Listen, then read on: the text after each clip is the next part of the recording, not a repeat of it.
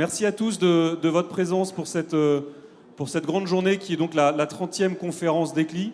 Cette année, l'organisateur, l'ASN, et en lien bien sûr avec l'ANCLI, a voulu mettre les CLI absolument au cœur de votre événement. 3 CLI s'exprimeront ce matin et 7 cet après-midi. On vous propose cette année de réagir, débattre, poser des questions par l'outil numérique.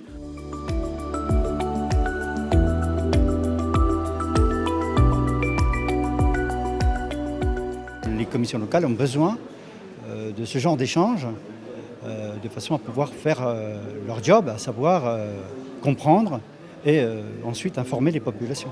Je trouve ça effectivement extrêmement intéressant. Les prises de parole sont relativement courtes, intéressantes, bien structurées. J'apprécie, c'est la formule table ronde où il y a à chaque fois des intervenants qui sont d'horizons divers qui peuvent venir témoigner. Je trouve que ça permet d'avoir un certain rythme dans la journée. C'est la diversité des débats, la diversité des intervenants, contrairement à ce que pourraient dire certains. La diversité qu'il peut y avoir des participants, des exploitants nucléaires, des associatifs, des ONG, des syndicats. Je regrette qu'au niveau des exploitants, tous les exploitants n'étaient pas présents.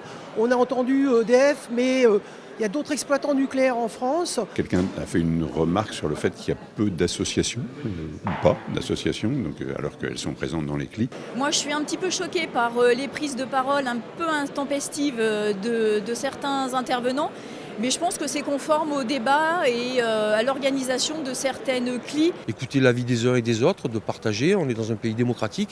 La communication des fois des exploitants est un petit peu trop policée et il est bien d'avoir notre son de cloche. Permettre que tous les acteurs du nucléaire, que ce soit ASN, les CLI, les RSN, etc., d'être présents. Les exploitants aussi, le gouvernement, et qu'il y ait un échange de points de vue. Après qu'on soit pour, contre, mais voilà. C'est un cru intéressant parce que nous sommes dans de très bonnes conditions de travail d'abord, et puis avec une volonté de participation large.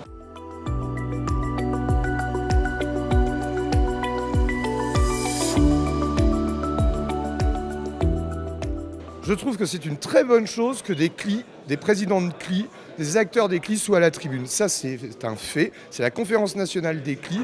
On est là pour s'exprimer et ouvrir un dialogue à partir des problèmes qu'on rencontre au niveau local. Parce que le boulot des CLI locales, c'est effectivement d'être en mesure de questionner et de faire un travail de communication et d'information auprès des citoyens. Ça permet en fait aux membres de bureau des CLI, mais qui ne siègent pas à l'ANCLI, de venir, de s'exprimer et d'échanger.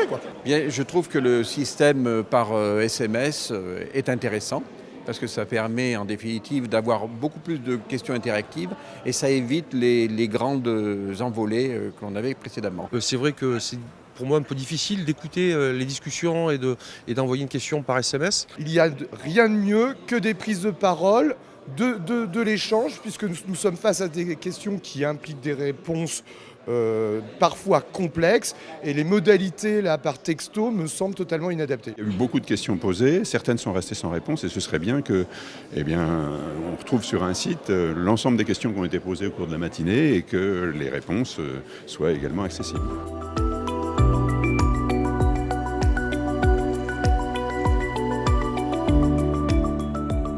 Mon souhait le plus fou, c'est que enfin EDF nous donne le 1%. Et c'est-à-dire qu'on nous reverse 1% de la taxe des installations nucléaires de base. Nous avons des compétences au sein de la CLI, mais nous manquons cruellement de moyens. 35 CLI ont des vécus différents, des engagements différents suivant les représentants.